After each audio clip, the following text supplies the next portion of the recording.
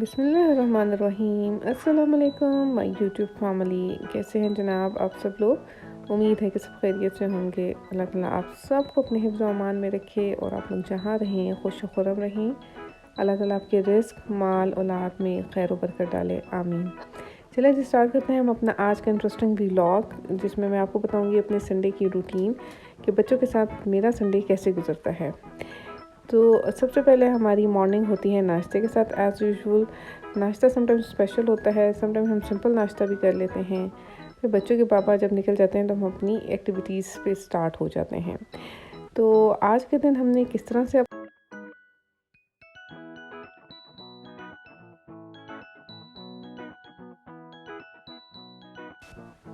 जी जनाब, सुबह नाश्ते के बाद जो काम हमने सबसे पहले किया वो था सफाई का। नाश्ता करके जब बाबा जान अपने काम पे चले गए तो बच्चों के साथ मिलकर हमने घर साफ़ कर लिया और किचन में जो नाश्ते के बर्तन थे वो सारे धोकर और सारा घर सेट हो गया।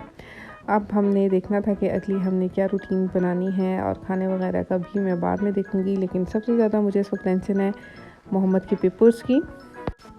घर के काम भी साथ साथ देखने होते हैं और बच्चों को पढ़ाना बहुत ज़्यादा ज़रूरी होता है। मेरी हायर प्रेफरेंस जो होती है वो उनको पढ़ाना ही होता है, लेकिन साथ साथ मैं अपने काम भी देखती रहती हूँ। यहाँ पर मैंने जो कपड़े कल धोए थे वो मैं चेक कर रही हूँ कि अगर सूखे हों तो मैं इनको उतार लूँ और तय कर लूँ और इस्त्री करने वाले इस्त्री कर लूँ, लेकिन अभी भी गीले थे। तो मैंने मुस्तफ़ा को नहला दिया और मोहम्मद को मैंने उसका टास्क दिया हुआ है कि वो अपना याद कर ले। उसके बाद मैं आके उससे टेस्ट लेती हूँ और बड़ी मुश्किल से मुस्तफ़ा ने नई नई की है। बहुत ज़्यादा डरता है, किसी चीज़ से डरता नहीं है और कोई बात नहीं मानता, लेकिन जब उसे कहो कि आपको नहलाना है चलो बात लेते हैं तो एकदम से वो ब्लैंकेट में छुप जाता है और जब लेके जाओ वॉशरूम तो बस उसका एक हंगामा होता है। बहरहाल यहाँ पे मुस्तफ़ा को मैंने साफ़ सुथरा करके रेडी कर लिया। आज संडे था, मोहम्मद घर पे है तो मैंने उससे कहा है कि सब्ज़ियाँ ले आओ, तो थोड़ी सी वो बेसिक ज़रूरी सब्ज़ियाँ मेरे लिए ले आया है। आलू ख़त्म है, आलू बहुत ज़्यादा यूज़ होते हैं। जिन घरों में बच्चे हैं उनको पता होगा कि डेली बेसिस पे ही ऑलमोस्ट फ्राइज़ बनते हैं, कभी पकोड़े वगैरह, कभी खानों में इस्तेमाल हो जाता है। तो आलू का यूज़ तो बहुत ज़्यादा है। इवन मेरी शादी से पहले भी हमारे घर में हर वक्त आलू ज़रूर अवेलेबल होते थे। तो जब हमें सब्ज़ी नहीं पसंद होती थी तो हम आलू खा लेते थे। यहाँ पे मैंने काफ़ी टाइम के बाद आके फिर चेक किया कि कपड़ों के क्या हालात हैं। तो उसमें से मैंने वो कपड़े उतार लिए हैं जो मुझे इस्त्री करने हैं। उनमें इनके बाबा जान के कपड़े हैं और मोहम्मद और अहमद की यूनिफॉर्म्स होते हैं। बाकी इनकी जो शर्ट्स हैं, हुडीज़ हैं और पैंट्स वगैरह हैं घर में पहनने वाली, या अंडर गारमेंट्स होते हैं, हाई नेक्स और पजामे गरम, तो ये सारे तो इस्त्री नहीं किए जाते। बस ये मैं अच्छे से तय करके रख देती हूँ। तो फ़िलहाल मैं इनको धूप लगा रही हूँ। मैंने खुला खुला करके डाल दिया है रस्सियों पे और जो इस्त्री वाले कपड़े हैं वो निकाल दिए हैं, तो जगह थोड़ी सी बन गई है। जगह यहाँ काफ़ी ज़्यादा कंजस्टेड है तो काफ़ी मुझे टाइम लग जाता है सर्दियों में इसको सुखाने में। गर्मियों में खैर ये है कि बहुत जल्दी सूख जाते हैं। तो जो कपड़े सूख गए थे उन सबको मैंने इस तरह से तय कर लिया है, हर एक के अलग अलग बैचेस बना लिए हैं। अब बच्चों की जो अलमारियां हैं उनकी जगह हैं, वहाँ पे मैं इनके कपड़े सेट कर दूँगी। मुस्तफ़ा की तो छोटी सी एक कबर्ड है जो मैं आपको दिखाऊंगी, उसकी सेटिंग भी करती हूँ मैं हर वीक, क्योंकि बहुत ज़्यादा वो बिखर जाती हैं। ये सॉक्स के पेयर्स मैंने इकट्ठे कर लिए हैं, जो पेयर बनाने थे वो बना लिए हैं।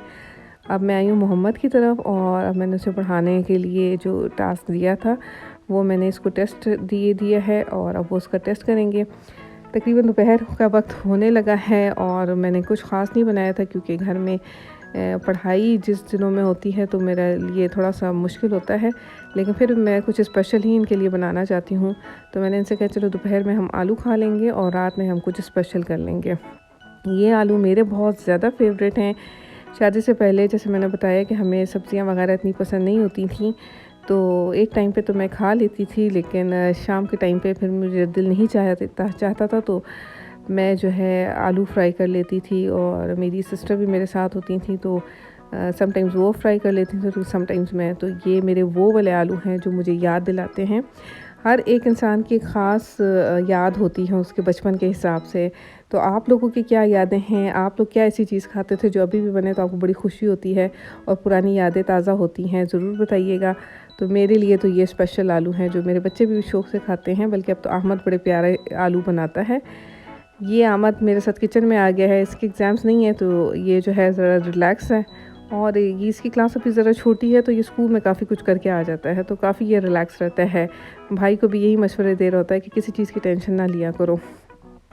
तो ये कहता है कि मैं अपने लिए ख़ुद से पराठा बनाऊँगा, और मैं इससे पूछ रही हूँ कौन सा पराठा, तो कह रहा है कि ये बनियानी पराठा है, फटी हुई बनियान वाला पराठा है जो उसने बना लिया है। और मैं इसे कह रही हूँ कि अभी इसको खाओ और अपना पेट भरो और बैठ के अब थोड़ा सा तुम भी डायरी वगैरह कर लो। तो ये यहाँ पे इंजॉय कर रहे हैं अपना पराठा और आलू, और मोहम्मद और अहमद भी अपना साथ में खाना वगैरह खा लेंगे और उसके बाद हम अपनी अगली एक्टिविटीज़ की तरफ जाएंगे। मुस्तफ़ा जो है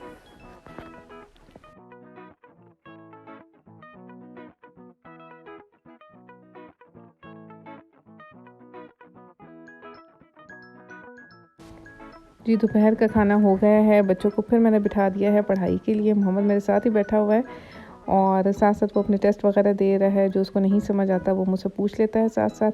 और यहाँ पे मैं कपड़े पहले इस्त्री करके यहाँ पे हैंग कर लूँगी और फिर इनकी अलमारियों के अंदर लगा दूँगी। तो ये बच्चों के यूनिफ़ॉर्म्स हैं और उनके बाबा के कपड़े हैं जो आज इस्त्री हो जाएंगे, और इंशाल्लाह पूरा वीक मुझे बहुत ज़्यादा आसानी होगी। बस ये भी मेरी बहुत पुरानी आदत है शादी से पहले की, कि जिस दिन कपड़े धुलते हैं उसी दिन या नेक्स्ट डे में मैं सारे कपड़े इस्त्री करके हैंग कर लेती हूँ। फिर पूरा हफ़्ता मुझे बहुत ज़्यादा आराम रहता है और घर वालों को भी बहुत ज़्यादा अच्छा लगता है। पहले मेरे बाबा बहुत खुश होते थे जब मेरी शादी नहीं हुई थी, तो उनकी अलमारी हर वक्त सेट होती थी और हर वक्त ढेर कपड़े उसमें इस्त्री करके लगाए होते थे मैंने, तो बहुत ज़्यादा खुश होते थे। मुझसे पहले बड़ी बहनों ने जब उनकी शादियाँ हो गई तो फिर मुझे ये काम करना होता था, तो मैं भी बड़ी मुतमईन हो जाती थी। इसी तरह जब मेरी शादी हुई तो मेरे फादर इन लॉ की इस तरह मैं बहुत सारे कपड़े इस्त्री करके हैंग कर देती थी, तो वो अपनी मार्केट में जाके भी बहुत ज़्यादा खुश होते थे कि मेरे तो हर वक्त कपड़े रेडी होते हैं। तो घर से बाहर जाने वालों की और बहुत परेशानी होती है, जब घर में उन्हें सुकून मिलता है और हर चीज़ तैयार मिलती है तो काफ़ी अच्छा रहता है।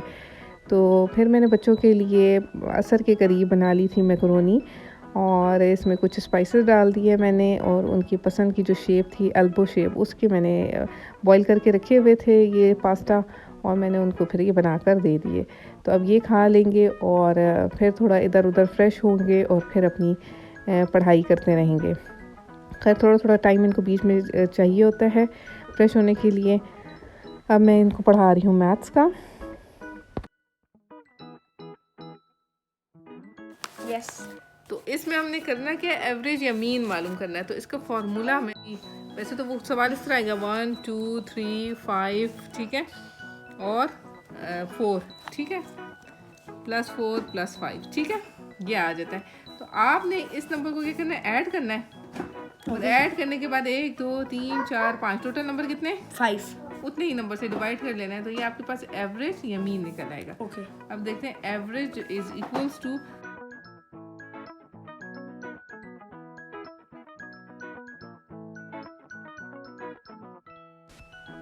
जी मग़रिब के बाद मैं आगे किचन में चावल मैंने भिगोए हुए थे और मैंने जो है इनके लिए बना ली है बिरयानी।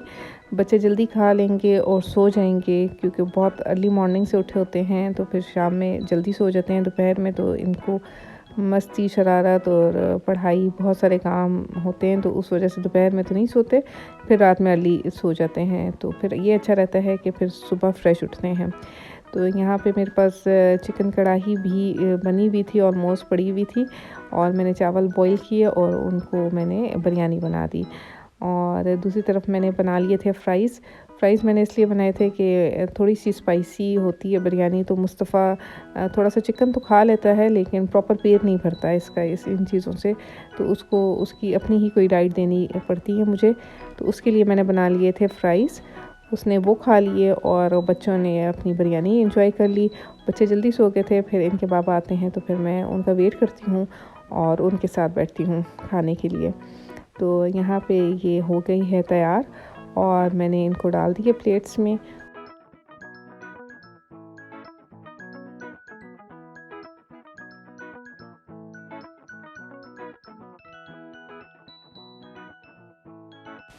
जी, तो यहाँ खा लेंगे बच्चे अपना खाना, मुस्तफ़ा को मैं खिला दूँगी।